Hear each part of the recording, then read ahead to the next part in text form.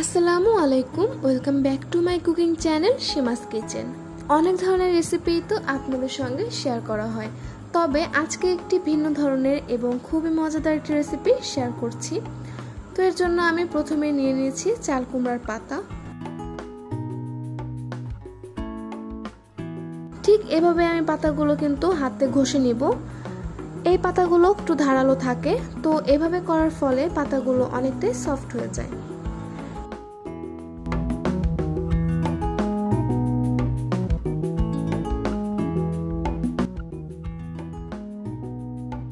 এখানে আমি নিয়েছি রসুন, মরিচ, আদা, পেঁয়াজ কুচি, নারকেল কোড়া, জিরা ও সরিষা।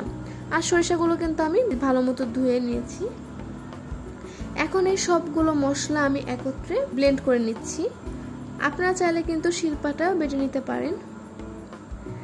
এখন আমি এটি বড় একটি পাত্রে ঢেলে নিব।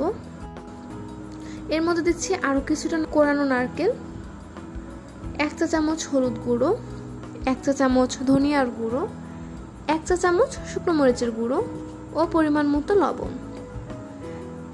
দিচ্ছি তেল। এখন আমি খুব ভালো মতো মেখে নিব। এখানে আমি যে মশলাগুলো ব্লেন্ড করে নিয়েছি, এই সব কিছুই কিন্তু আপনারা আপনাদের পরিমাণ মতো বুঝে দিবেন। আর এই রান্নায় তুলনামূলক মশলার পরিমাণ একটু বেশি প্রয়োজন হয়। এখন একটি পাতা নিয়ে নিচ্ছি। এর উপরে এভাবে আমি ভালো মতো মশলা লাগিয়ে নিব।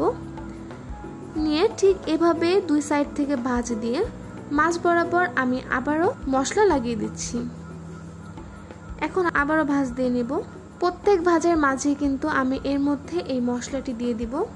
এভাবে প্রত্যেক ভাঁজে ভাঁজে মশলা দেওয়ার ফলে কিন্তু এটি অনেক বেশি জুসি হয় আর টেস্ট অনেক ভালো আসে।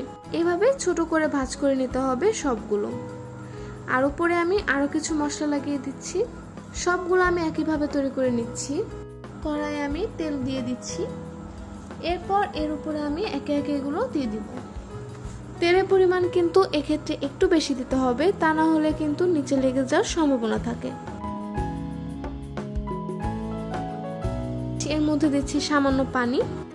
আমি আশা করি আপনারা যদি বাড়িতে এটি তৈরি করেন, পরিবার সকলের কাছে এটি খুবই পছন্দ হবে। প্রথমে আমি কিন্তু এটি ঢাকনা দিয়ে দিচ্ছি আর মিডিয়াম আঁচে রান্না করে নেব। যখন এরকম ফুটে আসবে, সে পর্যায়ে আমি চুলার আঁচ একদম কমিয়ে দিয়ে রান্না করব। কিছুক্ষণ পর পর নেড়ে দিব যেন নিচে লেগে না যায়। এই রেসিপিটি কতটা মজা, এটা যদি আপনারা বাড়িতে তৈরি না করেন তাহলে কখনোই বুঝতে পারবেন না। এ পর্যায়ে কিন্তু এটি রান্না হয়ে গিয়েছে। এখন আমি নামিয়ে নিচ্ছি। তৈরি হয়ে গেল চাল কুমড়ার পাতার পাতুরি।